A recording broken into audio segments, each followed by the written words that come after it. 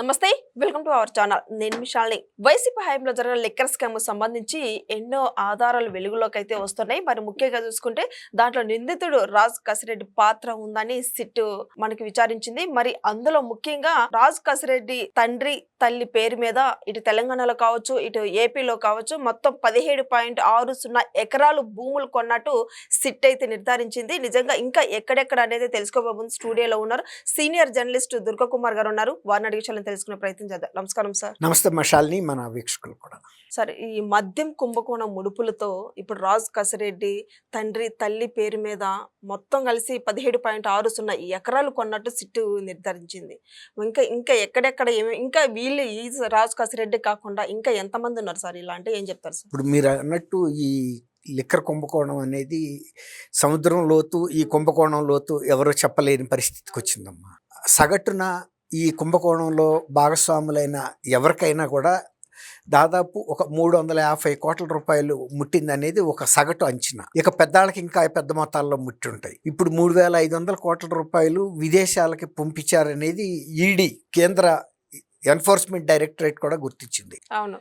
ఇప్పుడు రాజ్ కసిరెడ్డి ఇందులో చాలా కీలకమైన వ్యక్తి. ఈయన వరంగల్ జిల్లాకు చెందిన వ్యక్తి సహజంగా.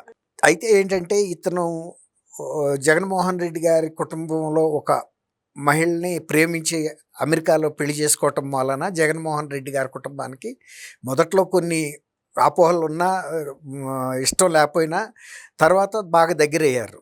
దాంతో ఆయన ఈయన్ని సాంకేతిక సలహాదారుగా, కంప్యూటర్స్ ఐటీ సలహాదారు పెట్టుకున్నాడు.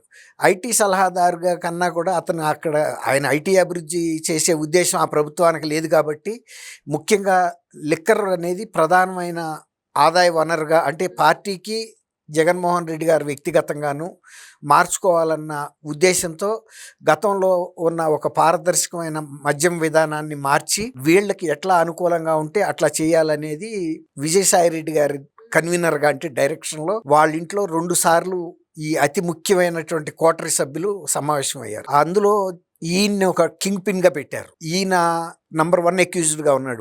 ఇప్పుడు జైల్లోనే కూడా ఉన్నాడు. మిగిలిన వాళ్ళకి బెయిల్ వచ్చినా ఈయనకి రాలేదు.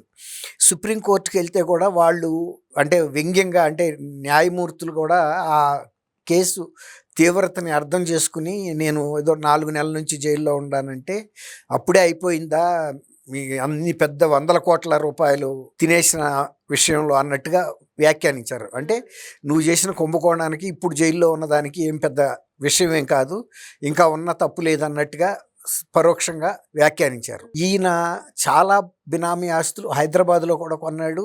మరీ ముఖ్యంగా కోకాపేట లాంటి బాగా కాస్ట్లీ ప్లేసెస్లో విల్లాసు, ఇవన్నీ అపార్ట్మెంట్స్, స్థలాల్లో కూడా కొన్నాడు.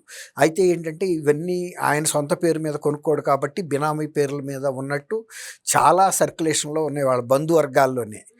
మామూలుగా సంపాదించలేదు అని చెప్పుకుంటారు కదా గ్రాండ్గా, మావాడు ఇక్కడ కొన్నాడు అక్కడ కొన్నాడని. కోదాడ దగ్గర కూడా ఈయనకి భూములు ఉన్నట్టు ఉన్నాయి. ఇప్పుడు షాబాద్లో కూడా 17 ఎకరాల 60 సెంట్లు వాళ్ళ తల్లి సుభాషిణి పేరు మీద, దాని అసలు విలువ 70 కోట్ల పైన ఉంటే వీళ్ళు 2,80,00,000 మాత్రం రిజిస్ట్రేషన్ వాల్యూగా చూపించి మిగిలినది నగదు రూపంలో ఇచ్చారనేది సిట్ గుర్తించింది. తర్వాత వాళ్ళ తండ్రి ఉపేందర్ రెడ్డి ఆయన జనగామ దగ్గర కొన్ని ఇళ్ల స్థలాలు కొన్నాడు గుర్తించింది.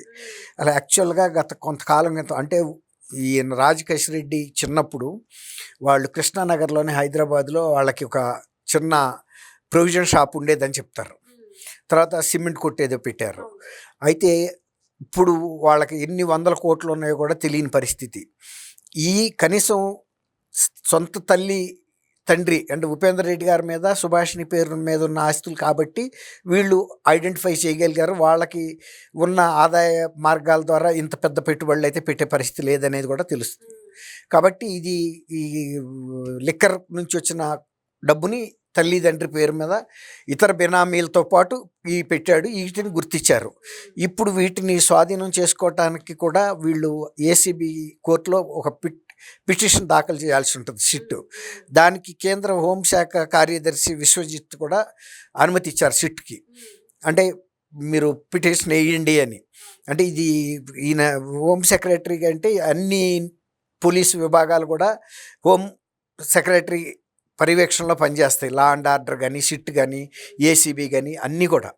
కాబట్టి ఒక ఫార్మల్గా పర్మిషన్ ఇప్పుడు బినామీ ఆస్తులు స్వాధీనం చేసుకోవాలంటే ఏసీబీ కోర్టు, ఏ కోర్టు అయితే ఈ విచారణ జరుగుతుందో ఆ కోర్టు ముందు వీళ్ళు ఒక పిటిషన్ వేస్తే ఆ కోర్టు అందులో ఉన్న వాస్తవాలు పరిశీలించి తల్లిదండ్రి ద్వారా ఈ పేర్ల మీద ఉన్నాయి కదా, వీళ్ళు ఎట్లా కొన్నారు, వీళ్ళకి ఏమైనా ఇన్కమ్ సోర్స్ ఉందా లేదా అని, తర్వాత ఎప్పుడు కొన్నారు, అది ఇది ఒకేసారి జరిగినాయి, ఆ కుంభకోణం జరిగిన టైంలో కొన్నారా లేకపోతే అంతకుముందే కొన్నారా, ఈయన ఐటీ సలహాదారుగా నియమితం కాకముందే కొన్నారనుకోండి, అప్పుడు ఇది వర్తించదు. కాబట్టి ఇవన్నిటిని కూడా ఏసీబీ కోర్టు పరిశీలిస్తుంది. కాబట్టి విశ్వజిత్ గారు కూడా పర్మిషన్ ఇచ్చినప్పుడు ఇక వీళ్ళు పిటిషన్ వేయటమే ఆలస్యమే.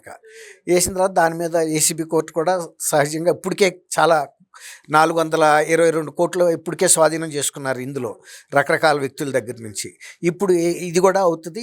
దీంతోపాటు వీళ్ళు మిగిలిన బినామీలు చెప్పే పరిస్థితి లేదు. ఎందుకంటే ఇందులో ఏమైనా కీలకమైన అంశాలు బయటకు చెప్తే ఇదే ఆఖరి రోజు అని పైన వాళ్ళు బెదిరిస్తంతో, ఈ తర్వాత ఇది ఒక కీలకమైన కేసు అయినందువల్ల అంటే ఆర్థిక పరంగా పోలీసులు కూడా వీళ్ళ పట్ల ఇతరులలాగా నిజాలు కక్కిచ్చే అంత ప్రయత్నం చేయట్లా.